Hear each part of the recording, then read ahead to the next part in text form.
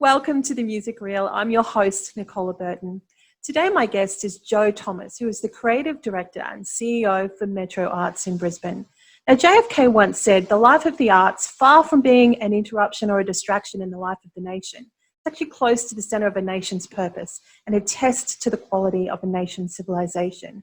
Now, Metro Arts in Brisbane, they play such an important role in the culture of our city. They champion contemporary art forms by developing programs as well as co-presenting opportunities, and they offer some very cool artistic spaces around the city for the use of creative businesses. So, Jo Thomas, welcome today. Thank you for adding your voice to this conversation. How are you? I'm well. I'm a little bit chilly. It's actually Brisbane today.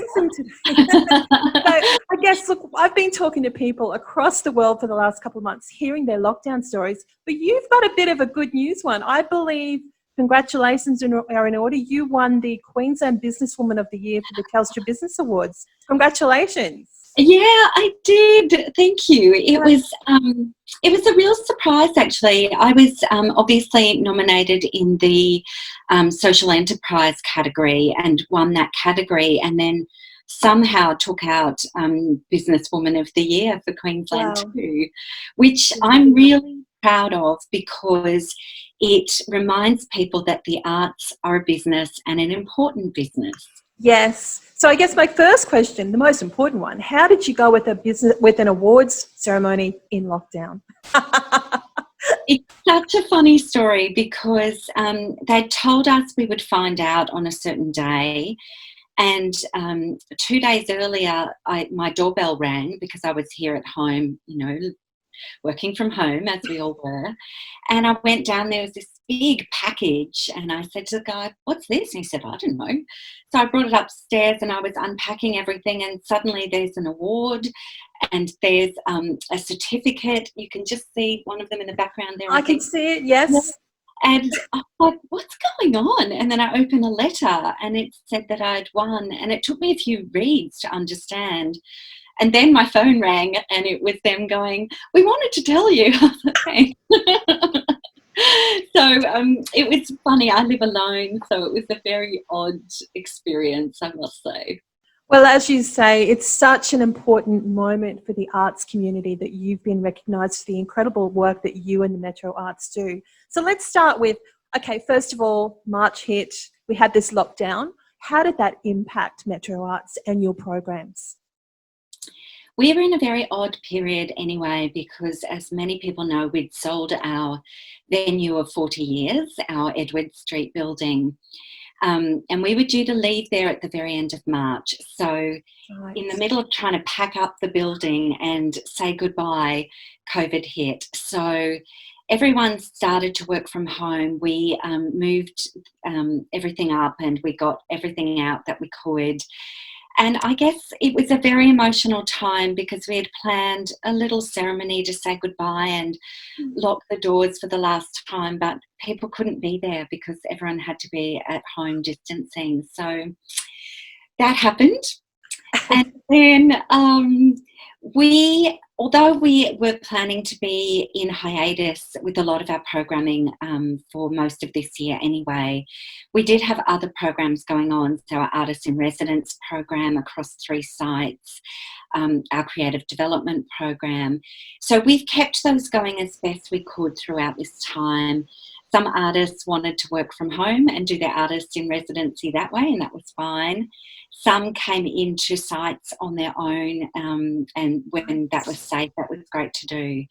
And we've just postponed the public outcomes of those, and we'll do some of those a bit later this year.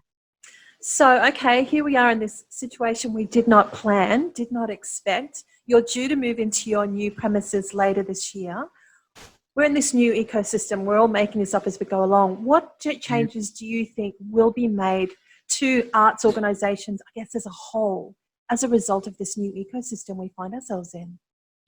I'm actually really concerned. We've seen, Carriageworks in Sydney come out going into insolvency. Marigong Theatre just over the weekend was saying they're very close to. This is going to start to become a lot more of a reality, I think. I just heard on the radio this morning Cirque du Soleil have gone into receivership. No. Yeah, so we Oh, can see that we have a really strong business model as arts organisations, but it does rely on our core business of presenting work, and box office is a big part of that, of course. So I think we will see a big shift in diversification of income. This is something Metro Arts has always done because we're a smaller organisation. You have to be entrepreneurial. We're in the grassroots. But I think there might be a bit more of a shift in that way. right. But we are everyone's scrambling, and I don't think we're even able to think that clearly yet. We're still trying to get through this period, look after our artists, look after our staff, look after our community and their mental health through this period as well. So, yeah, it's a wait and see. Metro Arts will open as we had planned in September. We're very lucky in that we work in experimental art. So we're able to talk with our artists. They're very reactive. We're able to find new ways to present work with social distancing, with viewing from a distance.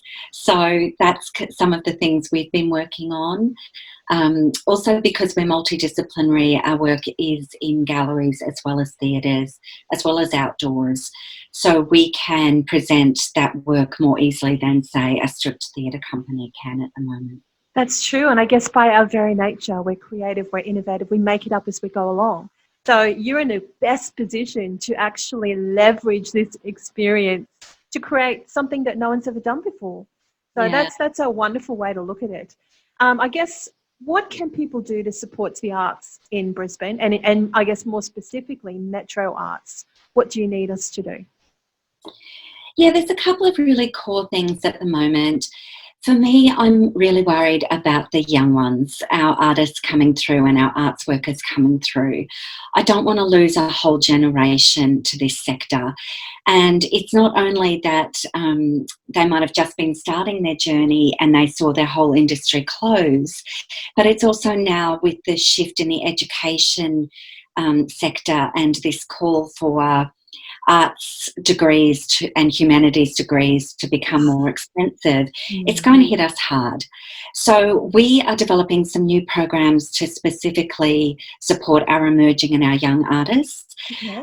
Anything people can do to assist with that would be greatly appreciated. We have an art starter program where you can donate $500 a year to contribute towards the creation of new work. So please come and be an art starter with us. And the other thing Metro has done, which I'm very, very proud of, is we've set up the Metro Arts Future Fund, the MAF. It's not a great acronym, but it is a great initiative. So the MAF is there to support the artists of the future. It's to support the art of the future. It's for artists not even born yet. It's for art forms we can't even imagine yet. So we have set up this fund. We are kicking it off with $6 million in the fund. But the more people we can get to donate to that fund, the more that principle grows, the more money we have to put back into creating art, supporting artists and supporting audiences of the future. Well, I'll make sure that I put the link to both the Art Starter but the MAF in this post. And I would encourage everyone to connect with Metro Arts on their Facebook page. You've been sharing so many different forms of art throughout the entire lockdown on your page. So it's been a real pleasure to scroll through that every day and see what's new that's coming up. So it's a great way for people to stay connected to the arts essence in Queensland. So thank you so much for doing that. And Jo, we wish you the very best. We'll check back in when it gets time to, I guess, for you to move into your new arts premises in West End. But in the meantime, yes, we want to stay connected because we want to keep bringing these stories to everyone, because arts, as JFK said, we need it for our purpose. We need it such a quality for who we are as a civilization. So, Jo Thomas, thank you so much for adding your voice to the conversation today. And we wish you the very best in your recovery and reimagination. Thank you. It's been great to chat. Thanks, Jo. Cheers.